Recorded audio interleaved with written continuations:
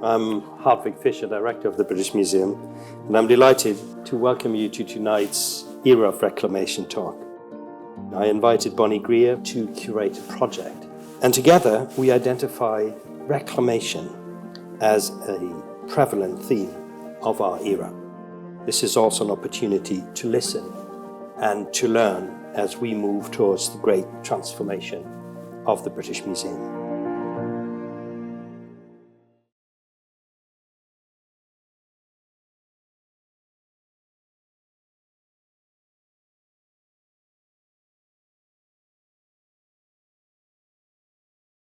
What knocked me out, and still does, is the courage of all of you, the bravery, the beauty of you all to make a film where you, Soumik, walk right through the fire. And you do that at the top of this thing. The funny thing is that in the video, when people watch the video, they see me walking through the building. But in reality, I wasn't alone. I was with all of these guys here. They're my collaborators, they're my partners, my family, my team, and I didn't have to do it alone. So the bravery was shared, definitely. You know, I also just think it's incredibly brave of the British Museum to open up its doors to us. I do think that all of us are very aware that certain conversations need to be held at the moment. We need to talk about certain things, and we need to talk about the role of art when we address certain things, and whether that be racism, colonialism, the legacy of what it means to be British. And we just thought, what better place to talk about these things and to knock on someone's door than the British Museum. And the British Museum opened its doors to us, and it invited an incredibly diverse cast to perform this song, which of course is a statement, both on both of, I think, of the side of us as artists and creatives, and as well on the side of the institutions. I've been deputy chair of the museum and on the board, therefore. This museum didn't open the door to you. It was never closed. So let's talk about perception, because that's what's interesting too.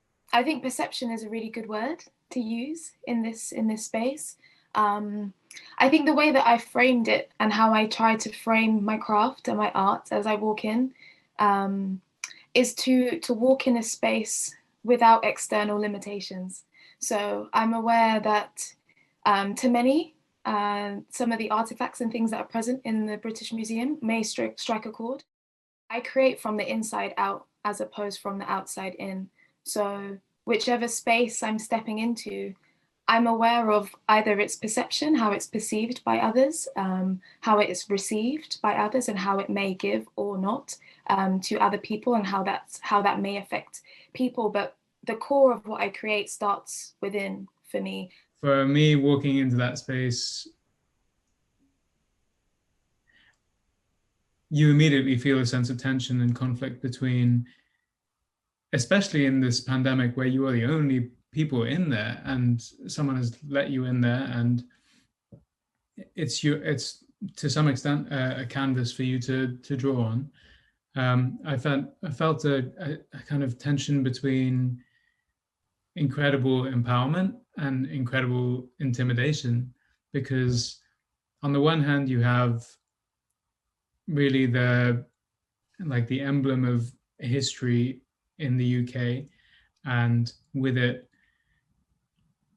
a kind of statement on what is valuable, a statement on what we collectively acknowledge as our shared narrative, and at the same time a space which in some ways and in sometimes has a kind of neglected, exploited, marginalized ethnic minority kind of opinions, histories, and so on. So that was a lot of, I guess that led to the intimidation side of things. Mm-hmm. On the other hand, you have an incredible opportunity, because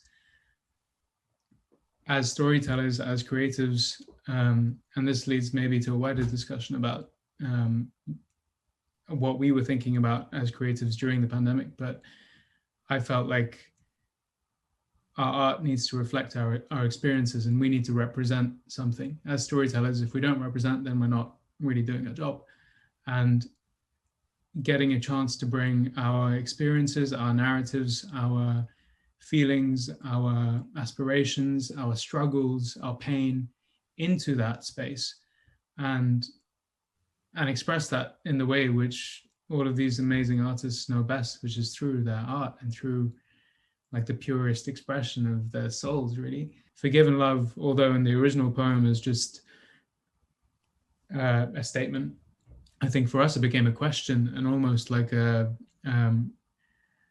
quite radical step to take at this moment where you are entering a contentious space, you are entering into a contentious conversation where there is anger around and legitimate anger.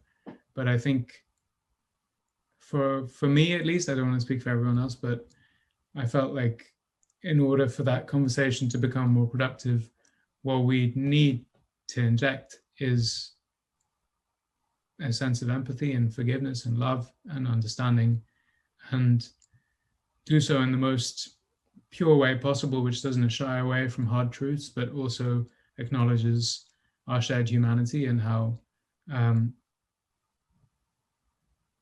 we need to move towards progress instead of expecting something to just be perfect.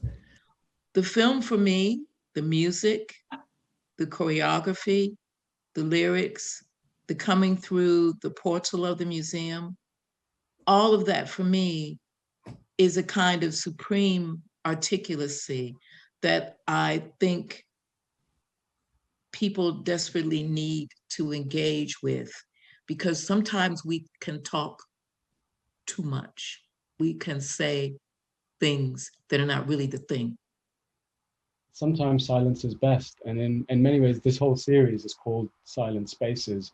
And it's not just about buildings and venues and concert halls and museums that was silent during this time. It was also about us sometimes not finding the words to express what we want to say and being silent and not shying away from that and celebrating that, exactly what you're saying. I think there's a lot of power in silence, and we're learning that as a people, as a global community, in the power of meditation, the power of observing, not always speaking, listening, taking in.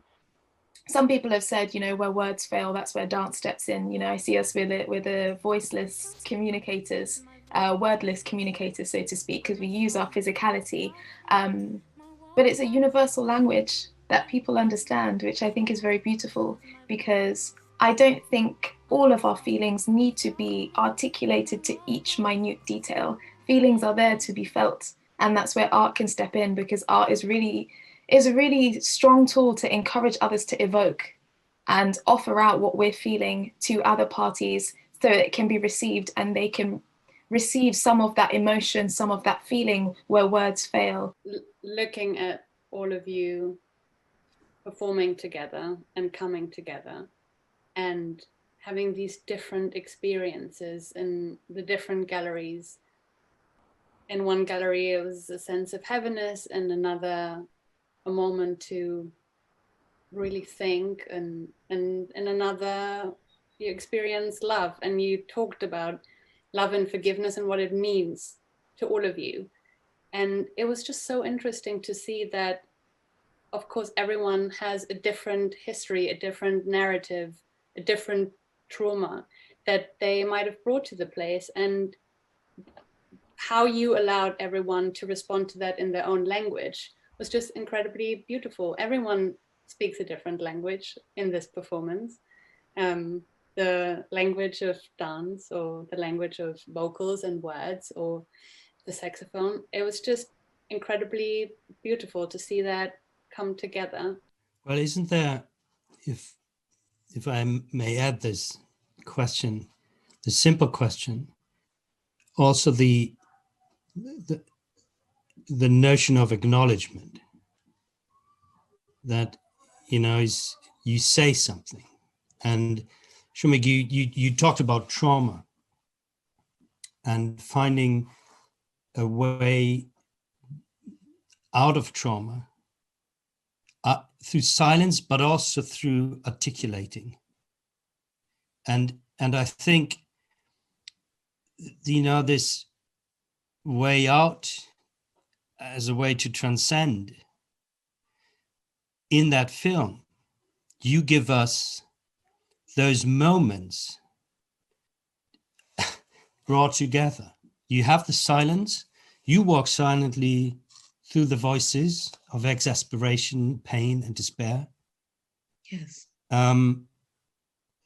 You speak in the film, Yes. and it's like a poem that articulates an incredibly complex set of emotions, experiences, thoughts.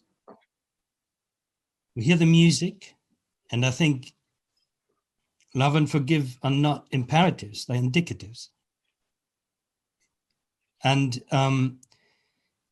we see you, in a way, physically engage with that space in which you make resonate altogether those words, your presence. And I think that's part of the power of this film, that all these moments come together, and they don't efface each other. They strengthen each other. I think the difference between art and anything else is that out there, everything else is an exclamation mark, and art can be a question mark.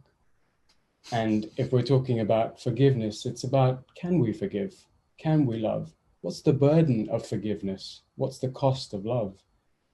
Can we apologize? What's the cost of apologizing? And actually, if we can for a moment go back to the original poem by Rabindranath Tagore, the poem itself is called Proshno, which in Bengali means question. And in many ways, it's the DNA of this whole project, certainly of this episode, that sometimes in order to address very difficult, very complicated, historical, traumatic things, you have to ask a question instead of demanding answers. And I think that's the beauty of Tagore, that he